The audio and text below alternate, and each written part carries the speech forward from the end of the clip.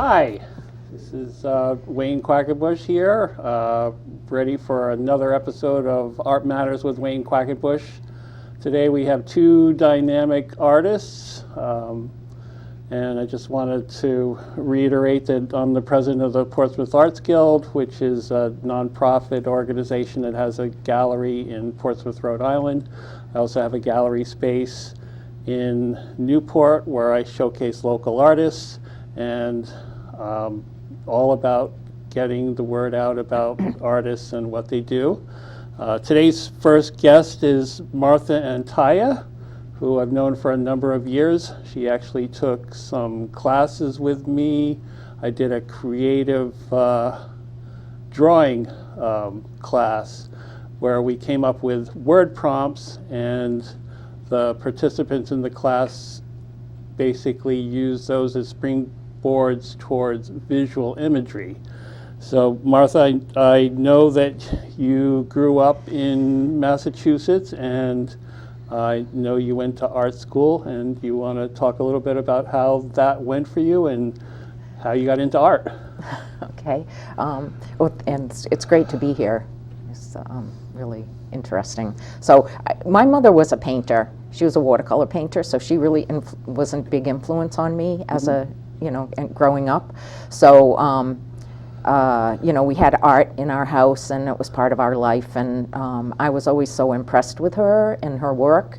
And although she was a homemaker and, a stay-at-home mom for the most part, she wasn't like going off to the studio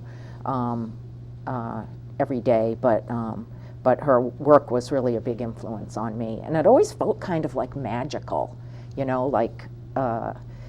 and I think that was a big part of it, that influenced me, that you could sort of create this magic through images. We talked a bit about the creative process and how you, over a number of years, participated in that online event that I do, the Daily Creative Challenge, where you make a piece of artwork based on, again, word prompts once a day. And I know you have sketchbook upon sketchbook of work from that place. So you said that you went to what ended up becoming UMass Dartmouth? Yeah, it was Southeastern Mass University when I went there. And then it, merged into the UMass system after I left.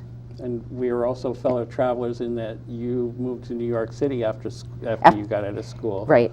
You were there a few years before I was, and had a different experience. Yes. But I was there like 78, 79 through 2007. So 30 years almost. yeah, So, my husband and I, had our family there and raised our kids there, and saw a lot of change, but a lot of change since we left. I left in '94, and my experience was more punk rock than you, I think. Yeah, well, a lot of my time there, I was in the haze of motherhood and child rearing. Yeah, absolutely. And there's a whole bunch of stuff that I kind of missed out on just because I was focused on. No, you got to see the whole transition and the whole cleaning up. Yeah. But it was so gradual. Yes. Yeah.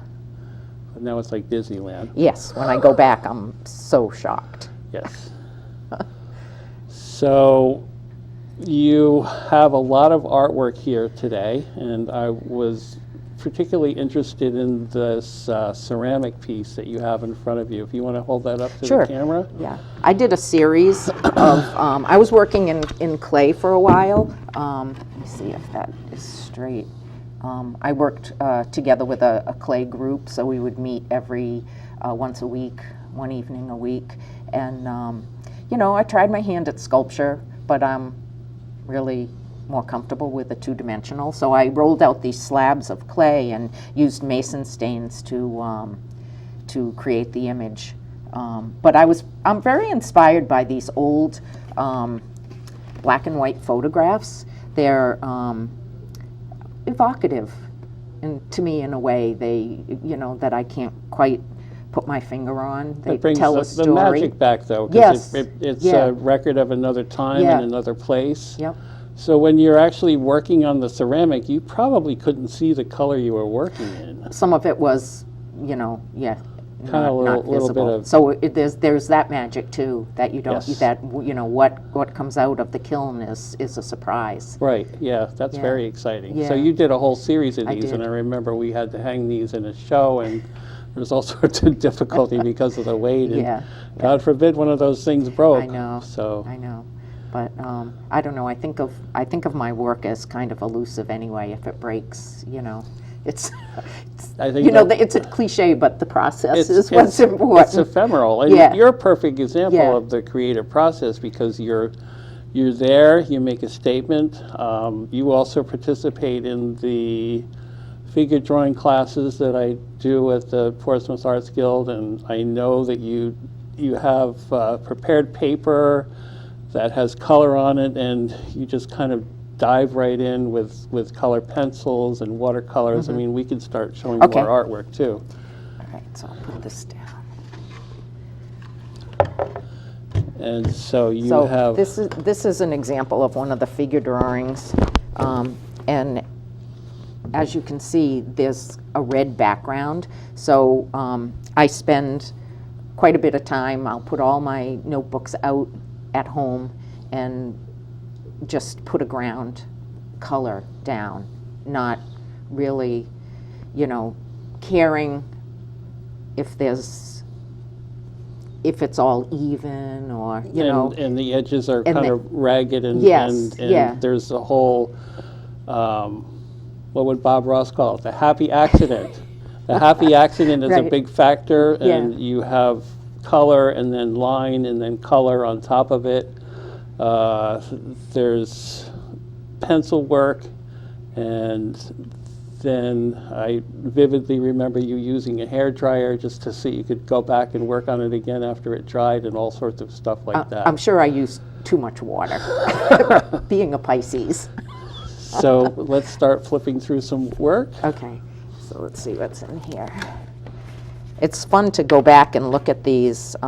Here's one that, which shows our dreaded sofa at the Right. at the The Arts legendary Guild. sofa that people have actually quit the class because they're so sick and tired of drawing the sofa. But I happen to really love that sofa because it kind of has a life of its own.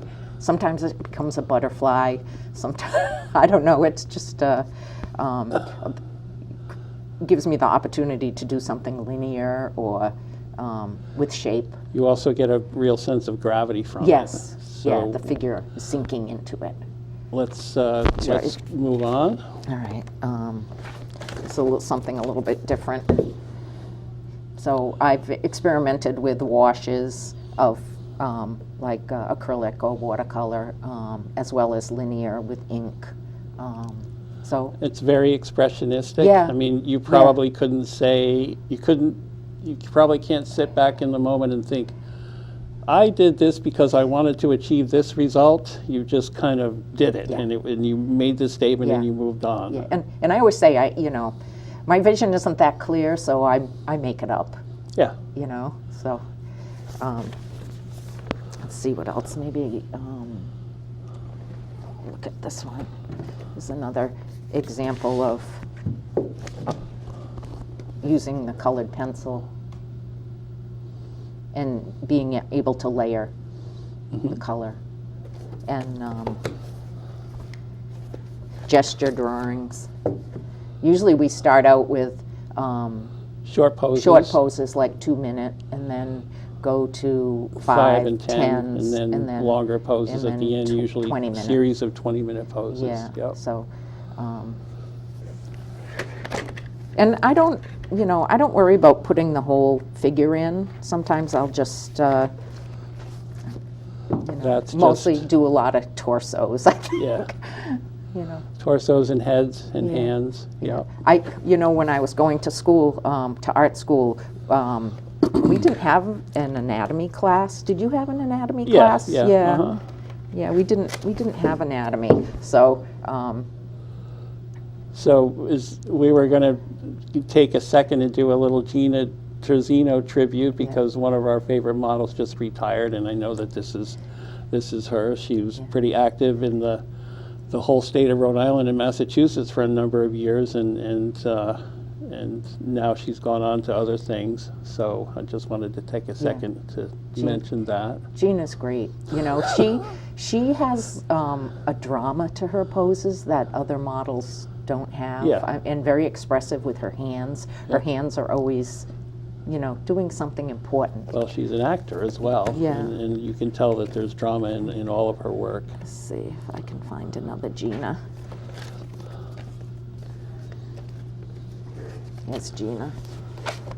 So what kind of influences would you note for what inspired you besides your mother as artists? I think the materials, you know, being able to play with materials, and there's definitely a playful quality about it. It's almost like what would you call it? A childlike glee. It's interesting that you say that, because I know you asked about influences. I wrote down a whole bunch of things. Oh, it fell down. Excuse me. No, I'm not supposed to do this. That's okay. But so I made this big list of influences, and children's art is on there. Outsider art. Outsider art. Yep. You know, things that don't fit into the classical. You have more primordial. Do you want to show us some of the work that was inspired by the daily prompts that we do? And that's still an ongoing concern. We do something called the Annex Art Society, and if you look that up on Facebook, you'll see a ton of different art every day. There are people who have been doing it for, 7, 8 years now, maybe even longer. So this one was. Okay, you got to hold that up. Okay, yes. This was Lead Belly, and I basically took that from a something something I saw online. The photograph of him online, but I kind of. Oh, should I put it back up? No, do another one. All right. We're so inundated by imagery. I know. It's almost like you need to almost process stuff and push back and make your own. Okay, this was, I tried to catch some fog. I missed M-I-S-T. Yeah, we do lots of horrible Lots puns, of puns. too. Yep. This month we're actually doing the alphabet, so everybody's invited to make their own children's book. That's great. And this one, I don't remember the prompt, and I usually would write it on the back, but I didn't, but I particularly like this goat. And I think it had something to do with thinking in numbers, because there are numbers all around. Yes. A lot of times what I would do is I like letters and numbers, and I got some of those numbers that are on telephone poles. They're metal numbers. Oh, yeah. And I got a couple of them off of telephone poles that were just laying around. Just random. And then my husband ordered some for me, a whole set. Of telephone pole numbers? Yes. How lucky am I? Yeah, you're pretty lucky. I mean, so I could trace them. Don is also a fabulous framer too. Yeah. Is he an engineer or no? But he's a boat builder. He could have been. Yeah, because he's very. He was a visual design major. Very much. And photographer. Into the process and making sure things look about right. So I think we've kind of come to the end of our time, and I'm so glad that you came, because I've been wanting to do this for a long time. And well, it's been my pleasure. It's really great. Thank you, Wayne. Thank you very much.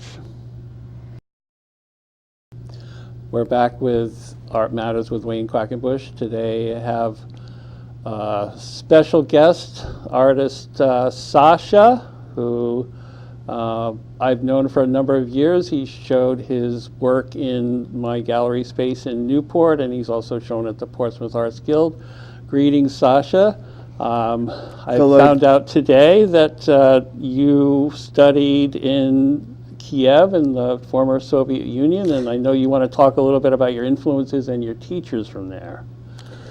Yes, thank you, because it's very pleasant memories. Sometimes RAF basically used to be Soviet Union, empire of evil, and absolutely different time and different style of life than anywhere in the world. And I got lucky because around 10, 11 years old, I've been introduced to very young, great teacher illustrator. She was probably around 18, but she was incredible prodigy. And she gave me that training that and organized my line drawings. So basically it was 3 days for 4 hours still life, then it's anatomy, but at the same time very heavy homework, which probably took around 2 or 3 hours at least to make it, besides of the whole this high school, so basically. So outside of high school, yes. And at the same time, why I chose that about illustrations, because the program in the high school in literature was very boring. It's full of propagandist stuff. I'm not just talking about it. It's definitely everything about labor, about the party, about the ideas, and even if the talented writers were in the literature being introduced to us, they still have to give this deal with communist party, whole this ideology and everything else. So this called social realism. But in the same time, they still were capable. As more limited your ability to say what you want, you became very selective, and you create this Aesopian language to put your voice out to be heard. And this was very good. So, and at the same time, I like to read the books, and I like to read the books out of high school programs, out of literature classes. They were all incredible literature came to me, all incredible writers came, and I decided to illustrate them. So so let me just ask you how you ended up in Newport, Rhode Island, or is that too long of a story? Well, in the age of when the Gorbachev removed that wall, age of the Cold War, end of the 80s, there was the programs on a cultural exchange, because United States want to find out how all this new world, how the communism been removed, and they're trying to talk, is that artist is free or it's still underground or not. From another side, Soviet Union trying to rebuild itself and to show how they opened, no more curtain, and that's why they're choosing that guys to show, because official art, it was in Soviet Union at the time, you need to be member of the Artist Union, Communistic Union. This is where you actually got the art supply and all art materials. Yes. We are being smuggling ours out of black market. We just try to find anyway, and that was fun and very entertaining. Okay, so you were part of a cultural exchange.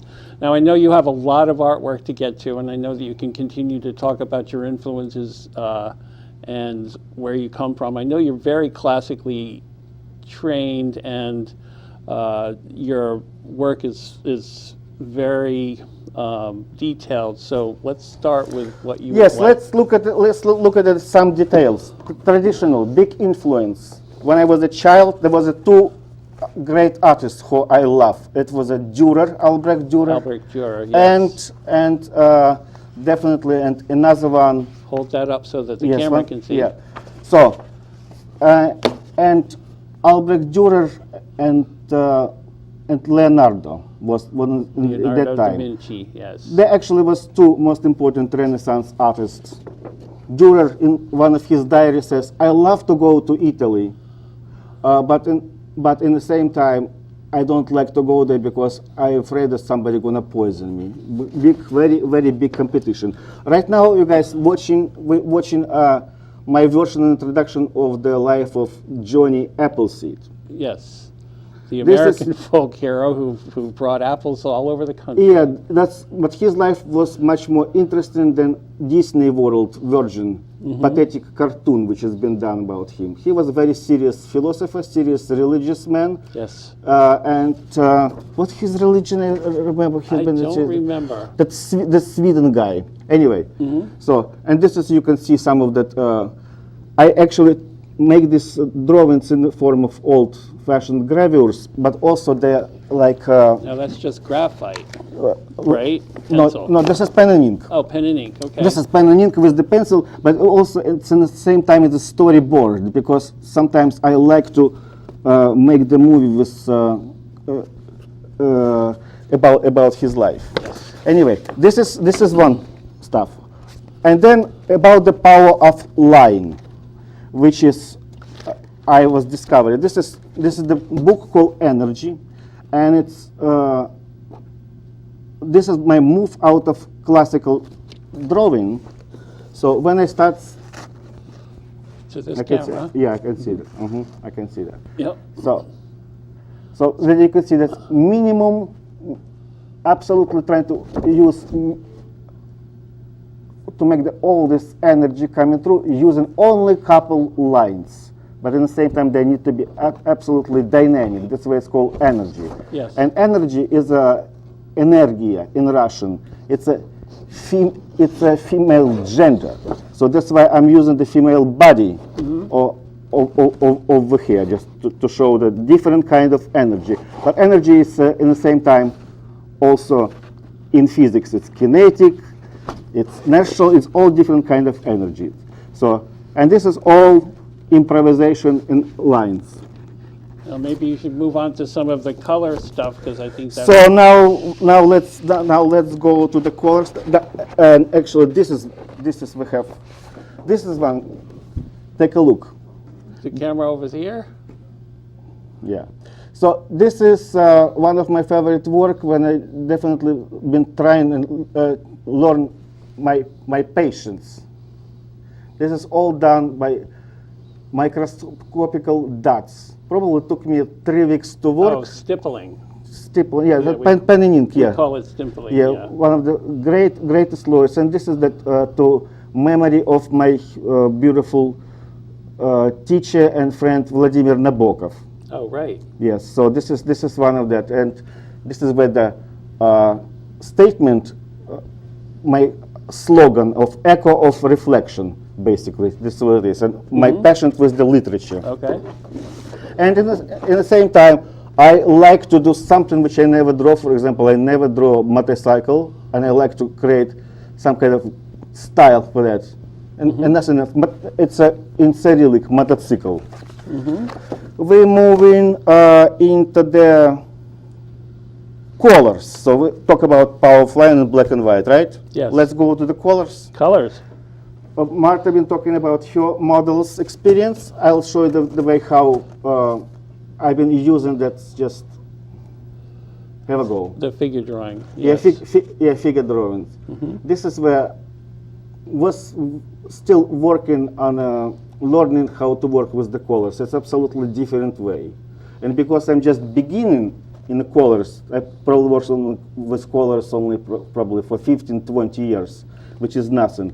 I still have a ability to put so many different colors. Yes, and this is where my first time when I'm trying to limit myself. It's your limited palette. Yes. Yeah, which is I definitely unsucceed. Over here, experimental and project when I find out that because of the Chernobyl and some other power station in Europe, there was a generation of radioactive boars, and this is one of the drawings which I made about it. Yes. Soft figure watercolors. This is what I've been talking about. This is where it starts limiting the palette. Limited palette again. Yeah. Yeah, and at the same time, when it starts limiting the palette, I really wants to create some kind of red crow, because the crow always black. I love to see something how black they are, and they're so not noticeable, but at the same time it's incredible. One of my favorite birds ever. This is just exercise. Ciabatta bread, which is turn. Am I going to paint it while it's fresh, or am I going to turn it into the stone?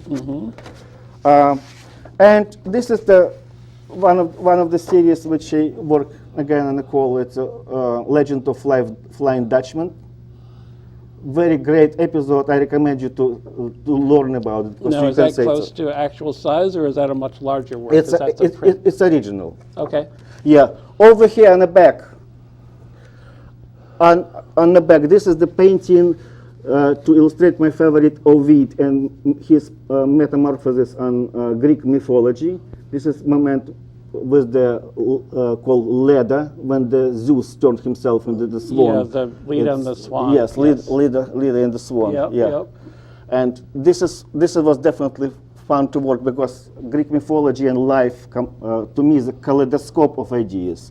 It's a very fractured world. It's a mosaic, and this is why when you can see all this, it's how transformation. The color breakup. Yeah. It's almost like a mosaic. Yes. Transformation is there, and